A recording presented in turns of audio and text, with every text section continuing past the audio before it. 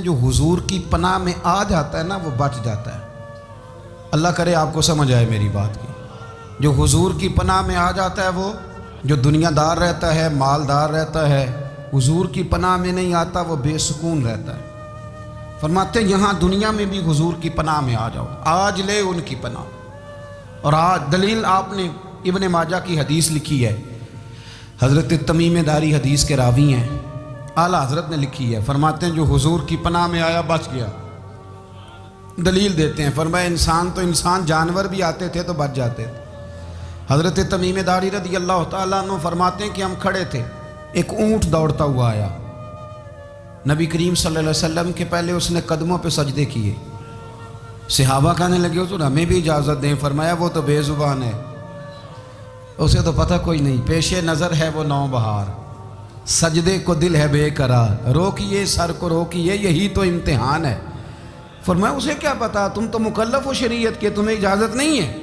اور اعلیٰ حضرت نے 2 ٹوک لکھا ہے، فرمایا سوائے خدا کے کسی کو تعظیمی سجدہ بھی حرام ہے۔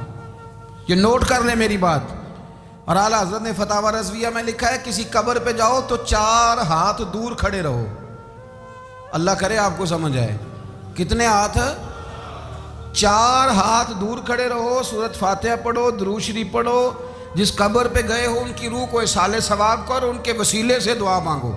اعلیٰ حضرت فرماتے ہیں قبر کو سجدہ بالاتفاق حرام ہے، طواف قبر کا کرنا بالاتفاق حرام ہے، بوسہ لینے میں اختلاف ہے کہ جائز ہے کہ ناجائز ہے، لیکن بوسے سے بھی چونکہ شک پڑتا ہے تو فرماتے ہیں احمد رضا کی رائے یہ ہے کہ بوسہ لینے سے بھی بچا جائے۔ وہ آ گیا تو اس سے اگلی باتیں کرتا ہے، بس خاموش رہ، باادب رہ اور پیچھے رہ۔ تو حضرت تمیم داری کہتے ہیں یہ حدیث اعلیٰ حضرت نے لکھی ہے لمن والعلا میں، فرماتے ہیں کہ اونٹ نے پہلے سجدہ کیا، قدم چومے، پھر اس نے حضور کے کان میں کوئی بات کہی۔ روزے دے دوالے نے غلامہ دیاں ٹولیاں، ایک پہ سندا ہے کروڑاں دیاں بولیاں، یعنی اونٹ نے بات کی تو حضور نے وہ بھی سن لی۔ اعلیٰ حضرت کہتے ہیں جو پناہ میں آتا ہے بچ جاتا ہے۔ کہتے ہیں رسول کریم نے نا اونٹ کی پشت پہ ہاتھ پھیرا اور اللہ کے محبوب فرمانے لگے فکر نہ کر، اب تو آ گیا ہے نا تو جیسے تو کہے گا ویسے ہی ہو جائے گا، جیسے تو کہے گا ویسے ہی۔ ابن ماجہ میں موجود ہے، پر میں چونکہ فاضل بریلوی رحمۃ اللہ علیہ کی کتاب سے پیش کر رہا ہوں الامن والعلا سے، تو میں اسی انداز میں پیش کر رہا ہوں جس انداز میں وہاں ہے۔ حضرت تمیم داری کہتے ہیں کہ ہماری سمجھ میں بات کوئی نہ آئی، تھوڑی دیر گزری تو کچھ لوگوں نے ہاتھوں میں رسیاں پکڑی ہیں، خنجر پکڑے ہیں، دوڑے آئے، یا رسول اللہ یہ ہمارا اونٹ ہے۔ حضرت تمیم داری کہتے ہیں میں نے دیکھا کہ جب وہ آ گئے نا خنجر لے کے تو اونٹ حضور کے پیچھے چھپ گیا۔ آج لے ان کی پناہ، آج مدد مانگ ان سے، وہ حضور کے پیچھے چھپ گیا۔ تو کہتے ہیں کہ نبی کریم صلی اللہ تعالیٰ علیہ وسلم نے فرمایا کیا مسئلہ ہے بھائی؟ یا رسول اللہ ہمارا اونٹ ہے، ذبح کرنے لگے تھے دوڑا ہے۔ تو حضور فرمانے لگے وہ تو تمہاری شکایت کر رہا ہے۔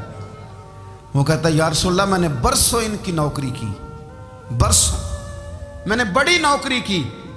صحیح کہتا ہے یا رسول اللہ؟ ٹھیک کہتا ہے حضور، اب بوڑھا ہو گیا ہوں، تھوڑا زیادہ بوجھ نہیں اٹھا سکتا، تو مجھے ذبح کر کے کھانا چاہتے ہیں، میں مرنا نہیں چاہتا۔ نبی کریم فرمانے لگے اچھے لوگ یہ صلہ دیتے ہیں؟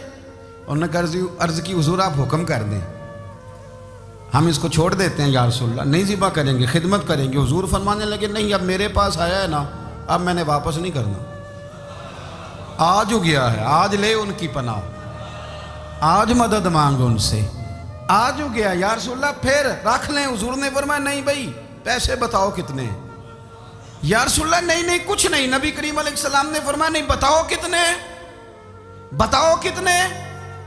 انہوں نے کہا حضور ایک دفعہ ریٹ لگایا تھا تو 100 دینار لگا تھا۔ حضور نے فرمایا بلال دے دو 100 دینار، 100 دینار دے دیا۔ اعلیٰ حضرت فرماتے ہیں دیکھو ان کی پناہ میں آنے کی برکتیں کتنی ہیں۔ ان سے کہا تم جاؤ، وہ چلے گئے۔ حضور نے پشت پہ ہاتھ پھیرا، فرمایا جا تو آزاد ہے۔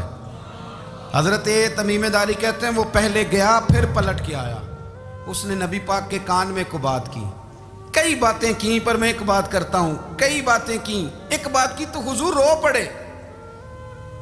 اونٹ چلا گیا، ہم نے عرض کی حضور یہ کیا کہہ گیا ہے؟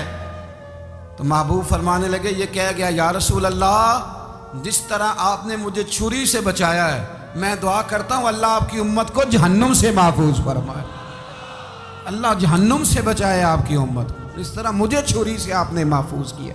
اعلیٰ حضرت فرماتے ہیں کن چکروں میں پڑے ہوئے ہو، کن چکروں میں؟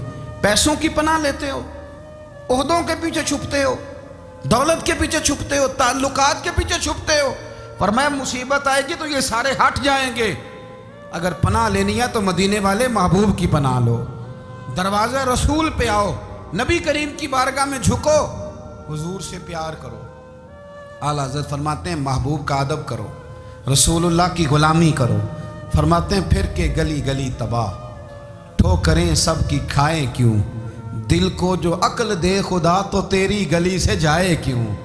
اور فرمانے لگے جان ہے عشق مصطفیٰ، روز فزوں کرے خدا، جس کو ہو درد کا مزہ وہ ناز دوا اٹھائے کیوں، جس کو ہو درد کا مزہ وہ ناز دوا اٹھائے کیوں۔ انہوں نے محبوب کریم کی محبت کا پیغام دیا، صحابہ کی محبت کا، بولیے صحابہ کی محبت کا پوری کتاب لکھی حضرت صدیق اکبر جناب عمر کے فضائل پر۔ اور مزے کی بات یہ ہے کہ اعلیٰ حضرت نے نا اردو شاعروں میں سے کسی کو توفیق نہیں ہوئی حضور کو شہنشاہ کہنے کی، اعلیٰ حضرت نے کہا میرے نبی شہنشاہ ہیں۔ دلیل کیا دی؟ فرمانے لگے پڑھو ترمذی، حضور نے فرمایا میرے دو وزیر زمینوں میں ہیں، دو آسمانوں میں ہیں۔ زمین کے دو وزیروں کے نام ابو بکر اور عمر ہیں، آسمان کے دو وزیر ہیں جبریل اور میکائیل۔ اعلیٰ حضرت کہنے لگے حضور وزیر تو کسی شہنشاہ کے ہی ہوتے ہیں، پھر کہہ لو نا شہنشاہ۔ تو پھر فرمانے لگے حاجیو آؤ شہنشاہ کا روضہ دیکھو، حاجیو آؤ شہنشاہ کا روضہ دیکھو، کعبہ تو دیکھ چکے اب کعبے کا بھی کعبہ دیکھو، کعبہ تو دیکھ چکے اب کعبے کا بھی، غور سے سن تو رضا کعبے سے بھی آتی ہے صدا، میری آنکھوں سے میرے پیارے کا روضہ دیکھو۔ اعلیٰ حضرت نے ساری زندگی اور صحابہ کرام کی بات کی، اہل بیت کی بات کی، اولیاء کی بات کی، صوفیاء کی بات کی، دفاع کیا سب کا، سب کے شانوں میں لکھا، امت کو بتلایا کہ اپنے بزرگوں سے جڑے رہو گے تو بچے رہو گے۔ اعلیٰ حضرت نے طنز کرنے سے، تنقید کرنے سے، بلا وجہ غلطیاں نکالنے سے اور ایک دوسرے پر لان تان کرنے سے ہمیں بچنے کو کہا۔ اعلیٰ حضرت فرماتے ہیں کوئی علم اگر آ جائے نا تو اس کا معنی یہ نہیں کہ سب کو جاہل سمجھ لینا چاہیے۔ سمجھ آ رہی ہے میری بات کی؟ ہم جس شعبے میں بھی ہوتے ہیں نا سامنے والے کو ان پڑھ ہی سمجھتے ہیں۔ مولویوں کے بارے میں بعض لوگوں کا خیال ہے کہ یہ پتہ نہیں کون سی مخلوق ہے، ان کو کیا پتہ دنیا داری کا۔ میں صحیح کہہ رہا ہوں۔ اسی طرح جو میرے شعبے سے تعلق رکھنے والے لوگ ہیں وہ کہتے ہیں شاید سارے تاجر دو نمبر طریقے سے ہی مال کماتے ہیں۔ یہ ہو نہیں سکتا، ایسا ہو نہیں سکتا۔ ہمیں نا دوسروں کی اہمیت کی خبر رکھنی چاہیے، ہم ایک دوسرے سے پیار، ہم طنز کرتے ہیں، تنقید کرتے ہیں۔ فاضل بریلوی منع کرتے تھے، آپ فرماتے ہیں یہ طریقہ درست، ہم جب غلطیاں نکالنے پہ جاتے ہیں تو معاذ اللہ اتنا اوپر بن جاتے ہیں کہ معاذ اللہ ثم معاذ اللہ، اللہ رسول تک پہنچ جاتے ہیں۔ اعلیٰ حضرت کے زمانے میں ایک شخص نے کہہ دیا نبی پاک کا خیال آئے تو نماز ٹوٹ جاتی ہے۔ عقل ہے نا جی، جہاں مرضی لے جاؤ۔ وہ کہنے لگا جی میں نے خالص اللہ کے لیے پڑھنی ہے نا فلسفہ عجیب، نبی پاک کا خیال آئے تو نماز ہے۔ اعلیٰ حضرت فرمانے لگے تو بڑا ہی پاگل ہے، جب تو کہے گا السلام علیکہ ایھا النبی، خیال آئے گا کہ نہیں؟ فرمانے لگے تو بڑا ہی نادان ہے، جب تو کہے گا اللہم صلی علی محمد وعلی، خیال آیا کہ نہیں آیا؟ فرمانے لگے تو نبی پاک کی بات کرتا ہے، نماز میں تو ابا اماں کا بھی خیال آتا ہے، ربنا اغفر لی ولوالدیّ۔ فرمانے لگے ربے کے خیال سے نہیں ٹوٹتی تو مدینے والے کے خیال سے کیسے ٹوٹ گئی؟ فرمانے لگے بڑا ہی بیوقوف ہے تو۔ اعلیٰ حضرت فرمانے لگے تو کہتا ہے حضور کا خیال آئے تو ٹوٹ جاتی ہے۔ فرمانے لگے جب تک حضور کا خیال آئے نہ نماز ہوتی نہیں، جب تک حضور کا خیال نہ آئے نماز ہوتی نہیں، سوال ہی نہیں پیدا ہوتا۔ لوگوں نے کہا جناب وہ کس طرح؟ تو اعلیٰ حضرت فرمانے لگے اللہ نے کہا قرآن میں واقعی الصلاۃ، نماز پڑھو، یہ نہیں بتایا کتنی پڑھنی ہے، اور یہ بھی نہیں بتایا فجر کی کتنی پڑھنی ہے، یہ بھی نہیں بتایا ظہر کی، یہ بھی نہیں بتایا قیام کیسے کرنا ہے، ہمیں یہ بھی نہیں بتایا رکوع کیسے کرنا ہے۔ ہمیں پتہ کیسے پتہ چلا؟ جب صحابہ نے کہا نا رب کہتا ہے نماز پڑھیں تو کیسے پڑھیں، تو حضور فرمانے لگے سلو کما رأیتمونی اصلی، نماز اس طرح پڑھو کرو جس طرح مجھے پڑھتے ہوئے دیکھتے ہو۔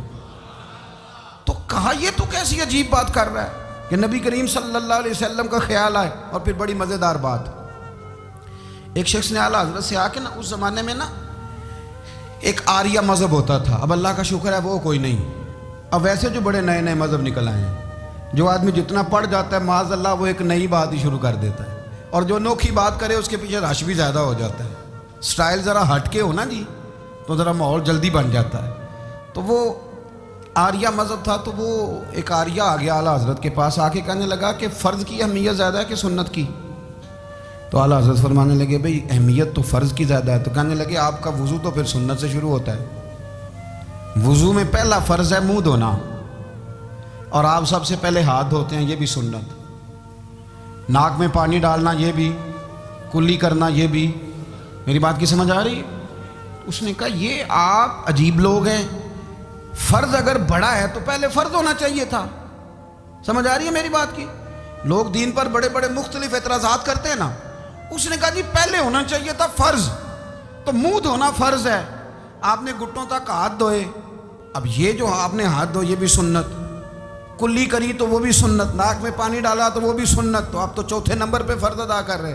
تو اعلیٰ حضرت فرمانے لگے تم اصل میں محبوب کا غلام نہیں نا.